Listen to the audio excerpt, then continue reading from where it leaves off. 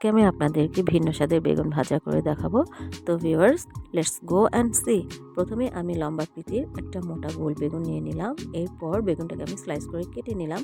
Slice করা বেগুনগুলোকে এখন আমি চাকুর সাহায্যে এইভাবে মাঝখান দিয়ে গোল করে কেটে বের করে নিব। এখন আমি মাঝখানের অংশটুকু কিউব করে কেটে নিলাম। এরপর আমি কিউব করে কেটে রাখা পেঁয়াজ আর কাঁচা মরিচ এর মধ্যে দিয়ে দিলাম। তারপর দিয়ে দিলাম হলুদ গুঁড়ো, কালো গোলমরিচ গুঁড়ো, লবণ, একটা ডিম, ধনিয়া পাতা আর কাঁচা জিরার গুঁড়ো। তো সবগুলো মিশ্রণ আমি এভাবে মিক্স করে নিব।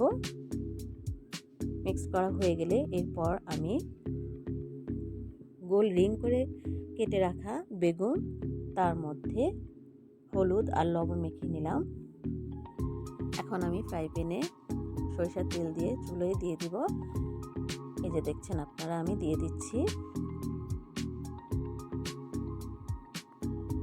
এভাবে করে সবগুলো বেগুন আমি ভেজে নেব।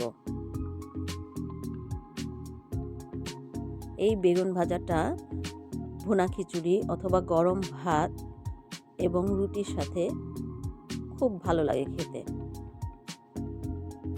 আমার বেগুন ভাজা হয়ে গিয়েছে। ব্যাস, তৈরি হয়ে গেল আমার ভিন্ন স্বাদের বেগুন ভাজা।